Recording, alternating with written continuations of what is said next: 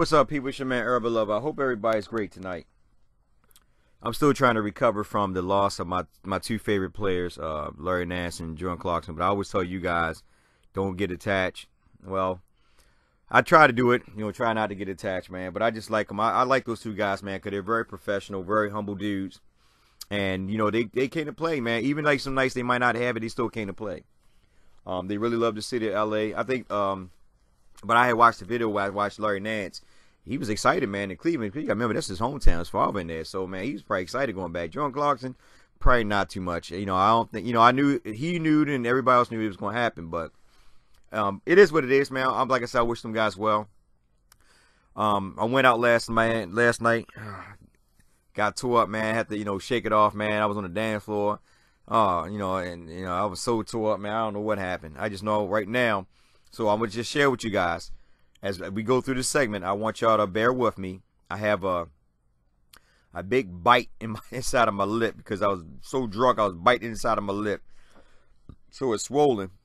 And then I got a big dash on my tongue. Yeah, I was termed. I don't know, man. I was like, I don't know. Freaking something was in me, some type of monster or monstrosity. And right now I'm drinking now as we talk about this segment. Now, I'm not going to really talk too much about them playing OKC. I'm just going to just basically speak about a couple things and leave it at that, only because, the OKC Thunder were without Carmelo and Westbrook. So the Lakers took full advantage of them like they're supposed to, and I'm excited about it. Now, one thing about them, I'm going to hit real quick. Julius Randle, 28 minutes, 8 for 16, 6 rebounds, 3 in the offensive, 2 assists, 1 block. That one dunk that he did on Grant, man, well, he basically just shoved Grant out the way, just straight bullied him, man, just knocked him. Just knocked him out the way, man, dunk. You know what I mean? I'm going to tell y'all something. The more Randall plays like that and the better he becomes, he's going to be one of those type of players where the refs are not going to be calling a lot of those fouls on him. I'm going to let y'all know right now because if you notice, each superstar or each star player, they have a signature go-to move that, that the refs let them get away with. Whether it's freaking traveling, carrying, whatever it may be, you know what I'm saying? If the fans are hyped about it and he's getting star potential situations where his ratings, everything's starting to go up, they're going to let him play like that. Just because because he brings that bully type of game back into the NBA, which we haven't seen in a while. Besides Cousins and some of them other guys, but this guy really plays bully ball. Anyway, Brandon Ingram playing the point again, 7 for 11. Shot the ball real well. 3 for 4 behind the three-point arc. 2 for 2 from the free throw line. 6 assists. 1 steal. Only 1 turnover, which ain't bad. Brook Lopez didn't have a good night, but he did get 24 minutes. Got the opportunity to shoot the ball 14 times, which is cool. He was 0 for 4 behind the three-point arc. He did have 9 rebounds and 4 on the offensive, so I was happy about that, and 1 block. KCP, not too bad. He played a pretty good, solid game, man. 7 for 10, 3 for 5 behind the three-point arc, 3 for 3 from the free throw line. He had 7 rebounds. Didn't have no turnovers. Played pretty good. And Josh Hart, Josh Hart is Josh Hart. He only was 2 rebounds away from another double-double. He was 4 for 9, 2 for 5 behind the three-point arc. He had 8 freaking rebounds, 5 assists. So so there's a lot of passing. They were playing. That's the way you want the Lakers to play. You want them to have fun playing. They were quiet. When Larry Nance and Jordan Clarkson got traded and all that, they were quiet. When Luke Walton was talking about it, when they came together and watched the videos about the game, the game that's coming up that night. But they went out and played hard, and that's what we want from the Lakers each and every day. Kuzma, 6 for 15, 2 for 8. He had 9 rebounds. Still struggling behind the three-point arc. 2 blocks, 1 steal. So and after that, you didn't really have too many other people. Zubac got an opportunity to play. He had 17 minutes. He only had 7 points. Bryant got 4 minutes. That came towards the end. And, the rest of them, Gary Payton got 3 minutes. But Gary Payton, too, I'll make sure I say that. But other than that, man, they just came and played, man. I'm going to say a couple things about PG-13 and just go ahead with it. Now, PG-13, 29 points. Sam Adams, 13. Like I said, Westbrook and Carmelo Anthony didn't show up. I knew Carmelo Anthony wouldn't show up after no blows that Julius Randle gave him. He wasn't trying to see that again within a couple of days after just got a couple blows from him and knocking his win out of him. But it was chants in the crowd saying, about PG-13, we want you, stuff like that. And PG-13, the reporters asked him about it. He said he didn't hear it.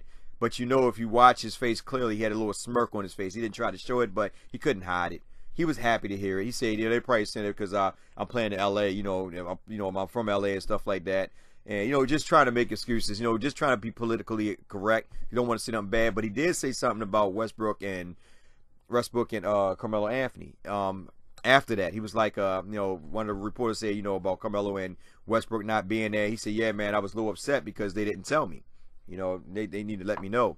So, we don't know. We see how it go from here. But this is the thing that I look at like this. If the Lakers make a move to open up the opportunity to get two, well, now they have since they moved Jordan Clarkson and Larry Nance.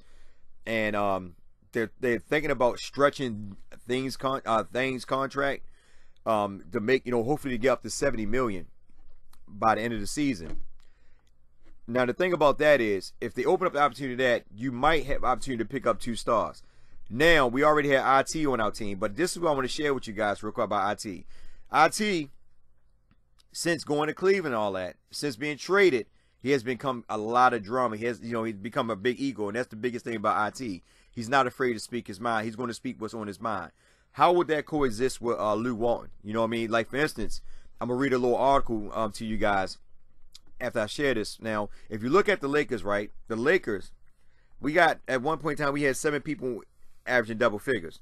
But now Jordan Clarkson is gone. So we have 1, 2, 3, 4, 5. We have 6 people still in double figures if you don't, include Jordan Clarkson. Now, if you look at this, Julius Randle taking 16 shots. Ingram taking 11. Now, Ingram usually probably take an average of 14, 15. Brook Lopez 14. Caldwell Pope 10. Kuzma 15. Now we picked up IT. And based on IT, me personally, and listen, it's my opinion. I know some of y'all might kill me for this, but I don't really see IT and Lonzo Ball coexisting in that backcourt. I don't care how much we try to feed it, how much we try to make it sound pleasant. I don't see it because these both are point guards. Lonzo Ball is not a 2. He's a point guard. Now, he could play the 2. The only problem is that he's not a consistent shooter yet. You know what I'm saying? He's still trying to find his shot. And I think at the end of the day, you're taking away the element of what makes him good at as being a point guard. Because if you bring in IT, and IT is a ball-dominant type of point guard, he's going to look to score first. He's not going to look to set people up.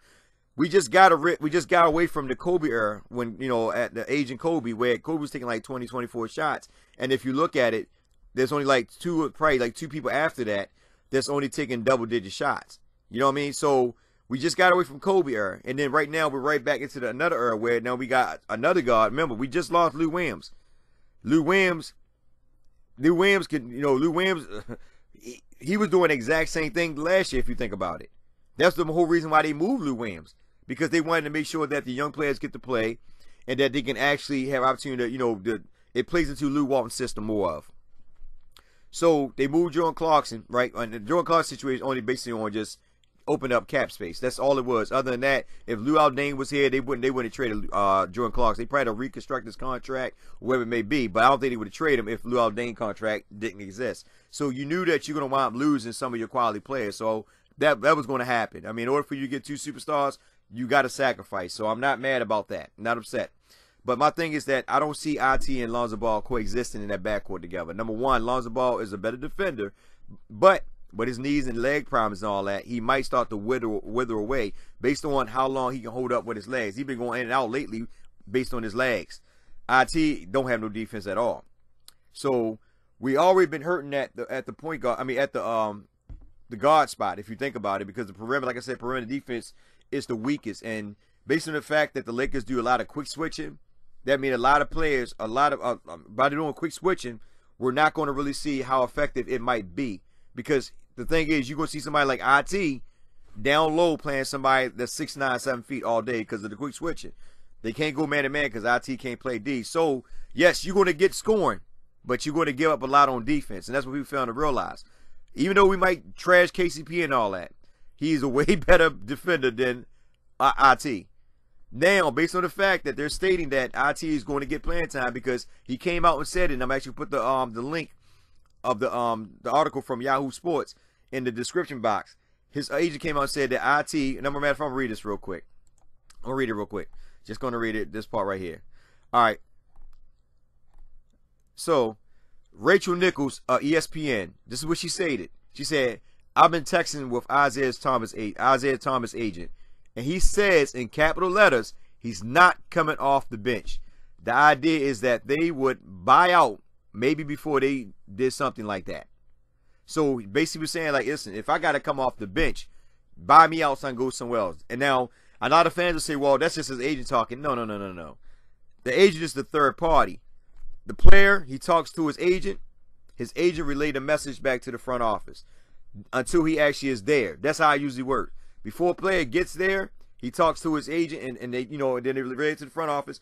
The front office, the agent does all the negotiation, talking and all that. To basically, so for fans to sit there and say, oh, this is just made up, this and that, I'm gonna go by what Young Minshew said on ESPN. This is what he wrote. Johnson Palinka made it clear that Thompson will play for the Lakers and that management can see him mentoring and playing alongside rookie point guard Lonzo Ball. I don't really see him mentoring. I mean, that's just me. I don't really see it. The only reason why I say that is because Isaiah Thomas don't fit the mentorship to me. He's basically one of them guys that, like, if things not going his way, he will speak against whatever the organization is doing. So it might backfire. That's why I say, personally, I look at him as only two options, and I'm gonna talk about that after I read this. Lonzo Ball. Johnson said Ball remains the team's starting point guard, but that the Lakers need someone to fill the role while Ball is out with a sprained MCL. This is what Johnson said. We talked to him. He's so excited. Thomas. He said his father was born and raised in Inglewood, so he's really excited. And also right now, Zoe's hurt. We need a point guard. So especially with that type of experience and the fact that he can score the basket and pass it, we want to get him in here fast. We told him that we need somebody to come in come in there and lead our troops. It's not about starting. It's about how many minutes you get. Make sure you listen to what you said. It's not about starting. It's about how many minutes you get, Johnson added. He's going to get a lot of minutes. So if Isaiah's getting a lot of minutes, who's going to get cut minute-wise? I know y'all want to hear this. KCP. And why I say this? Because Lonzo Ball is the future point guard. It doesn't make sense for Lonzo Ball to get his points cut. Because then, now, here's the problem. If you cut Lonzo Ball cut his minutes, you know Big Daddy going to come. LeVar Ball, he's going to come say something. Then we right back in the media again. So they're not going to cut Lonzo Ball's minutes. It make more sense to cut KCP only because Josh Hart, to me, is the future. KCP is gone at the end of the season. And also on top of that, Josh Hart can play the small forward position. Since they don't really want to play Kuzma at the 3.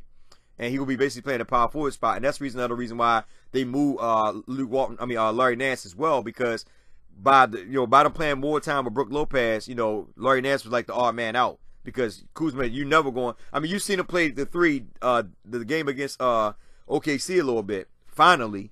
But I'm hoping that that Luke Walton would use him more at the 3.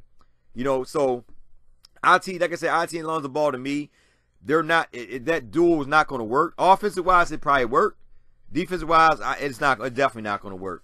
The only thing about it, like I said, Isaiah Thomas needs the ball in his hand in order to be dominant. You know what I'm saying? Like, he needs the ball. So he's not going to just cry about the minutes. He needs the ball.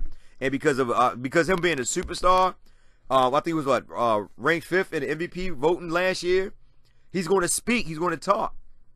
You know what I mean? He's going to move them lips because that's the type of player he is. He's going to talk. That's why when in Cleveland he started talking. Look, because while he wasn't happy, and I told people that before, he was still bitter about being traded from Boston. So that's why he went out and talked. I really think he wanted to be traded. Now, will he stay in LA? I don't know. You know what I mean? This is last year. So he's a dump. Like I said, he's a dump salary. Same thing with Channing Frye, another dump salary. So now here's my other thing. Now I understand, like I said, the only way, it'd be kind of hard to say it would work. Only because, like I said, Lonzo Ball is not a shooting guard. He's a point guard. His best efficiency is when he got the ball, when he's making things happen. So if you take the ball out of Lonzo Ball's hand, he becomes less effective for the team. His shots are not falling consistently. Yeah, he's shooting a better clip, but he's not knocking them down on a consistent basis. So right now, it'd be stupid to put him to the 2 and let Isaiah Thomas play the point. Then they say Isaiah Thomas, though he can pass. This is in an article. You'll read it if you guys, pick it up. But they say that his shooting and his passing. Isaiah Thomas is not a passer. Like I said, in this generation of guards of this era, they are shoot first, pass second point guards. That means that he's going to have the ball. He's going to create for himself first, and then other people involved. That's how it's going to be. But if he break the ego, play within the Luke Walton system, it could work because he can shoot. But that's the whole thing is, will he break his ego and play in the Luke Walton system and just basically humble himself? So, you know what? I'm playing for a contract at the end of the year. Let me go and play in the Luke Walton system to show that I can fit. Because you don't see too many 5'9" guys scoring like him that's still in the NBA today. Last one I think was Nate Robinson. So you look at it like that. You know, will he humble himself and fit the system, or will he become ego bound and say, you know what? This ain't what I want. They're not giving me enough shots. You know what I mean? The minute's gonna be there. I already said the minute's gonna be there. I'm not getting enough shots. So, what do I do? Do I stay here, or do I ask for a buyout so I can go to a team that can utilize me? You know what I'm saying? Now here's the second option. The other option is, if Lonzo Ball, and I hope and pray it doesn't, if Lonzo Ball is starting to have the D'Angelo Russell syndrome of bad legs, you gotta look at, okay, well, who's gonna be our point guard? This is where he comes in at, because now we got him and we can utilize him in place of Lonzo Ball if Lonzo Ball, start to have these leg problems. You know what I mean? So now we got a point guard that can actually score. And now the thing is, Luke Walton just had to try to change his playbook a little bit to actually benefit Isaiah Thomas and basically feature it around Isaiah Thomas. Now, the only thing about it, like I said, because you look at the Lakers, all them guys like to be ball dominant. Julius Randle, Brandon Ingram, KCP, and Isaiah Thomas. What I mean by ball dominant, when that ball come off the rim, the Lakers, the way they do, whoever grab the ball, they push. They push. Julius Randle, he going straight to the middle. But in the course of time, these guys have been playing better. They've been playing more unselfish, and they've been getting each other involved. So how will IT fit in with that unselfish type of play style? Will he come in and try to make changes according to how he feels, or will he play within the system? So that's some things that you got to think about. Me personally, like I said, I just don't see him and Lonzo Ball coexisting in that backcourt, because Lonzo Ball needs the ball in order to be effective. And without Lonzo Ball having the ball, he's not really that much effective. He just become somebody just standing out there. And also on top of that, that's why I say, it's a lot to see, and we just got to see this, and see what happened and go from there. But I'm happy about the Lakers that they're going in the right direction. They're making moves. They're trying their best, because another thing is too, they're also looking at Lou Aldain's contract and that first round pick from Cleveland, and about seeing if they're gonna probably make a move on it in June. At the end, was it June the 31st, something like that, I think. I gotta find that article too, but they were talking about looking into that as well. Also, talking about extending stretching his contract a little bit to to free up even more money. So the Lakers are in good position. The only thing about it is that now we just gotta hope and pray that we can pick up 2 superstars. That's the thing. Now, put it like this: LeBron still can come here. But the only thing I said before is that if he signed on for 2 to 3 years, if he allow us to know that, listen, I'm going to sign for 2 or 3 years, then we can go and rock with it. But if he say I only going to do 1 year, I don't know if I want to go with that, because that's not giving us no promise. You know what I mean? You can come for 1 year and then bounce, which is really going to hurt us, because we still got the same players. We ain't lose nobody. Now, if he come on 1 year and talk about, I want to bring this person, that person, and did like what they did in Cleveland, how they just clean out the whole freaking refrigerator, I don't know about that. I have to reconsider, because I'm not revamping my entire team just to make LeBron happy. That's just me. But anyway, that's what I say that's my own opinion about IT and Lonzo Ball. I just want to see if they coexist. I'm not, and that's my opinion. I'm not going to beat it up. I'm not going to be, what you call it, something, I forgot what it is, a nagging Nancy. I'm not going to do that. I'm not going to nag and be like, damn, this ain't going to work, blah, blah, blah, this sucks, I hate this freaking team. I'm not going to do all that, screaming out ears. Instead, I'm going to give it the benefit of the doubt. I'm going to let it play out and see how I play. But I'm not going to just sit there and have a negative way of thinking, because at the end of the day, I want the Lakers to get to the playoff. I don't even, when fans sit there and tell me that it's not about getting to the playoff, then what is it for? What are we playing for? Are we just playing just to build or develop? You could develop and still get players and still get the team in the playoff. We're only freaking games away from reaching that 8th spot. If we continue to climb, grind, we can get there. Seriously, we can get there. And right now, the Lakers are playing some tremendous basketball. Brandon Ingram looking good at the point. Like I said, I just want to see how everything changes when IT get there. I don't know if he might disrupt our offense, disrupt our game. I don't know. I'm just saying, I'm not going to be so quick to state things unless I see it. So that's just my opinion, and take it with a grain of salt. But at the end of the day, I think the Lakers their defense will suffer based on the fact that you got IT and Lonzo in the backcourt. And like I said, Lonzo is not a bad defender. I stated that before. But While IT there, it's gonna be a lot of help. So we'll see. We'll see how everything goes. Anyway, it's your man Herbal Lover. Like, share, subscribe. Get in the comment section. Tell me what you think. I love you guys, man. Y'all have a blessed one. I'm gonna finish knocking out this drink, man, and pass out before it's too late.